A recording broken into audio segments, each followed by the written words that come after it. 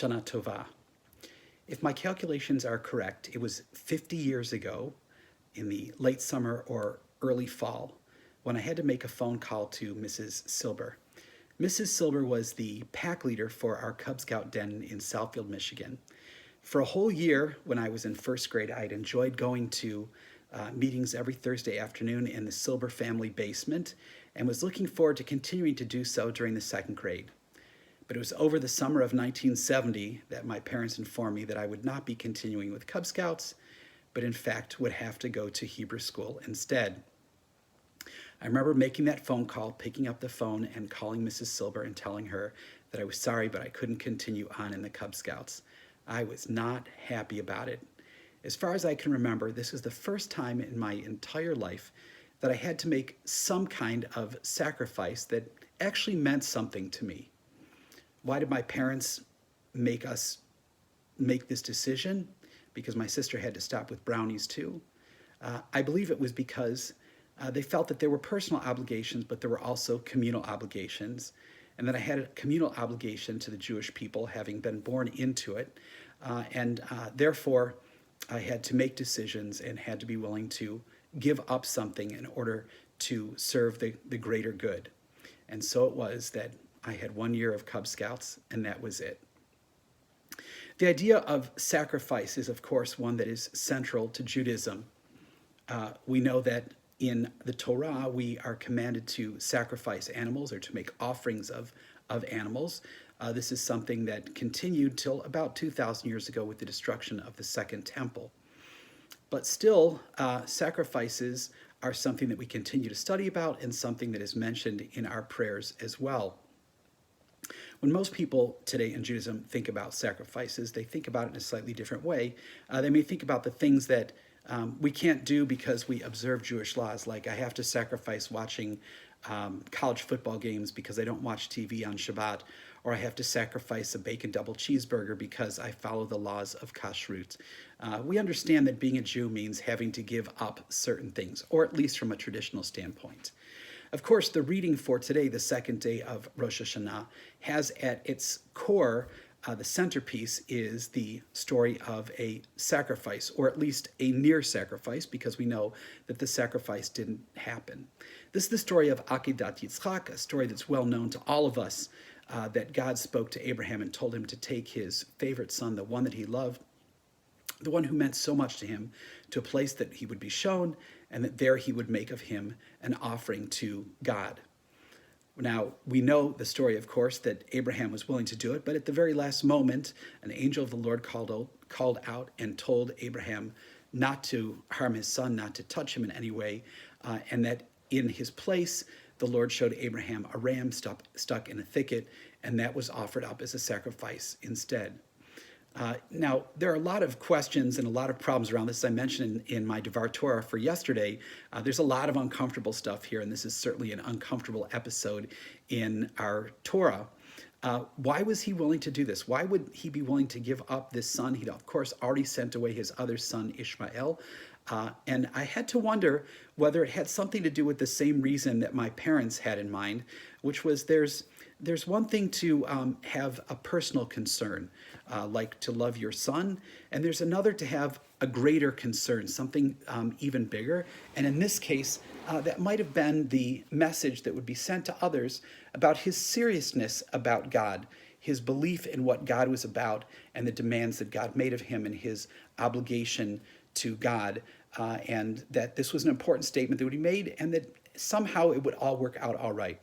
And of course, he passes the test and doesn't have to make that ultimate sacrifice. So we've been using the word sacrifice quite a bit. What exactly does it mean to sacrifice? The word in English comes from a Latin root, two words, sacer or sacer, which means holy. And we know this word from sacramental and sacred are from that same root. And the word facer, if any of you have ever studied Portuguese or Spanish or French, you know, means to make or to do, right? Faire or hacer, facer. So take those two together, those two parts of the word sacrifice, and they mean to make holy. And so the idea of sacrificing is in some way to make something holy, to make it different or to set it apart. And I think this is a way that we often think about sacrifice, perhaps in the overlay of the Christian society in which we live. But today, when we think mostly about sacrifice, we think about not making something holy. We think about having to give something up. It doesn't have to do with sanctification. It's like, well, I guess I'm going to have to sacrifice my Sunday afternoon to go visit my Aunt Ethel, right? This is what we talk about. It doesn't seem to be having to do with holiness. If we take a look at the idea of sacrifice in Judaism, it's, of course, a little bit different. The word in Hebrew that is mostly used, the verb is lehakriv, which means to bring close, or korban, a thing which is brought close. So this has to do not with making something holy, but bringing something into closer proximity. What exactly are we talking about? Well, Jewish philosophers over the centuries said that the actual sacrifice of an animal, the killing of an animal, in some way was meant to make the people feel closer to God. One of the things that God was the sort of the sovereign over was the difference between life and death. And by sacrificing an animal, in some way participating in that life or death thing, it sort of draws us closer to God. In this way, a korban was not seen as something negative. It wasn't like a sacrifice, something that you had to give up, even though you did have to give up an animal from your flock, or you had to give up, if you couldn't afford that, you had to give up some kind of grain offering. But it was viewed as a positive thing. It was a way to give of oneself to a greater, to something greater than oneself.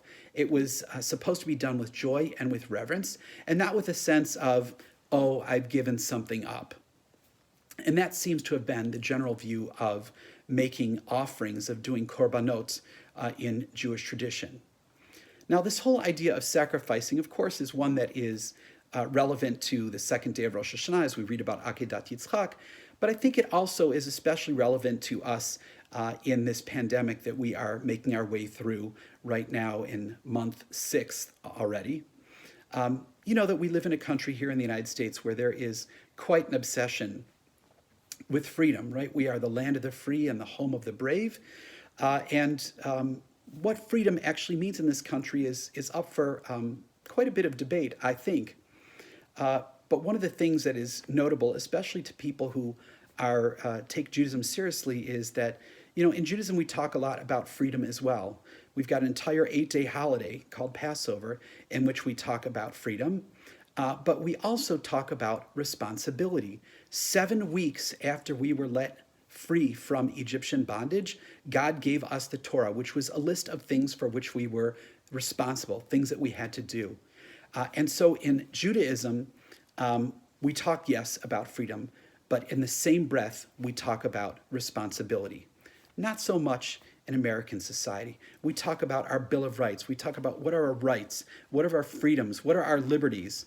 Not so much about what are the things that we have to do responsibly to be a part of society. Of course, this has been at the center of the issue surrounding the spread of the COVID-19 virus and the ways to prevent its spread. Certainly, two of the most important things that all of us have heard about is masking, wearing a mask, and also social distancing. But we know that there are many people in this country who refuse to do either of those things, and oftentimes they cite it as a curtailment of their freedom, which is, of course, a personal freedom of their own, saying, you know, like, you can't tell me what to do, which is something I remember saying when I was a little kid, not an adult so much, but that's for another time. And other people refuse to do it because they believe that the whole thing is a hoax. I don't want to address that right now. But the question is, why would we want to sacrifice our personal freedom? Why would we want to agree to wear a mask or to maintain social distancing or to stay away from certain situations? And again, I believe it is not because of our own personal freedom, but because we have a sense of a greater good, that there is something better to come from actually doing this, which is, of course, a very Jewish way of looking at this. I think it's the way that Abraham looked at the sacrifice of his son, which was, by the way, a much bigger sacrifice than being asked to wear a mask or to remain socially distant. But certainly, this was also true of the animal sacrifices. Yes, it was a loss, but people felt like it was part of a bigger system that they were willing to support. And unfortunately, in our country, we have a lot of people who are opposed to this sense, right? It becomes all about their own personal freedom and not so much a sense of belonging to a society and having certain obligations. So this obligation to look out for other people is unfortunately something that some people don't have a strong sense of.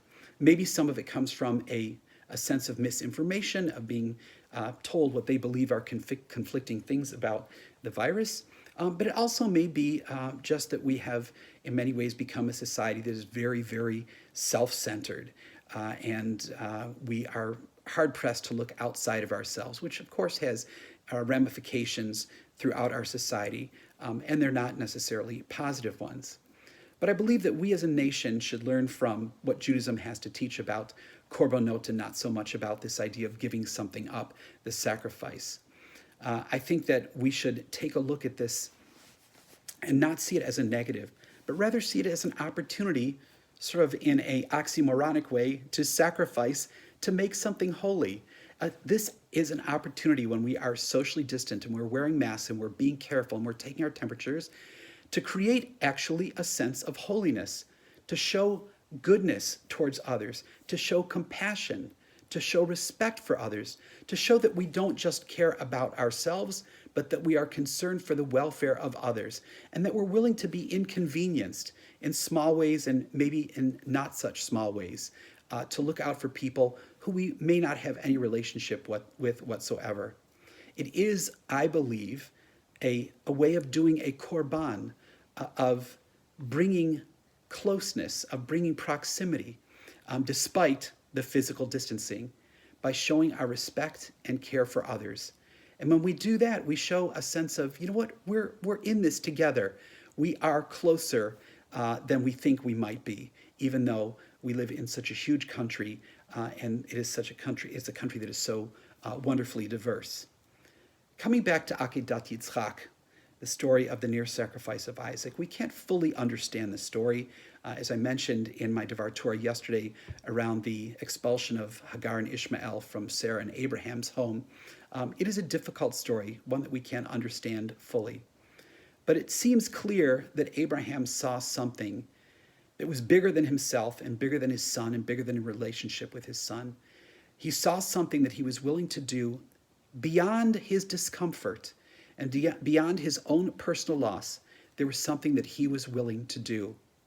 He did pass the test, and in the end, he didn't have to make that sacrifice. It's my prayer that as we make our way through this pandemic, and there are, of course, many different estimates as to how long this is going to go on, but it looks like we're in this for quite a while, that we will be willing to take a look more closely at the idea of korban and take a look at our tradition and what it says about bringing other people close. Of course, not close, physically close, because we know that that might spread the virus, but our willingness to give something of ourselves, not out of a sense of loss or regret or feeling bad or discomfort, but feeling good about doing this, feeling good about helping those around us, of showing respect to others and being compassionate and caring. It is my hope that if we can think about this as we go through this pandemic until we finally get a vaccine and treatments, that this will prevent us from having to hopefully make the ultimate sacrifice, which is having to pay with our lives or the lives of loved ones for our inability to respect others and to have their best interests at heart, and to be willing to give a little bit of ourselves to make that happen. Shana Tova.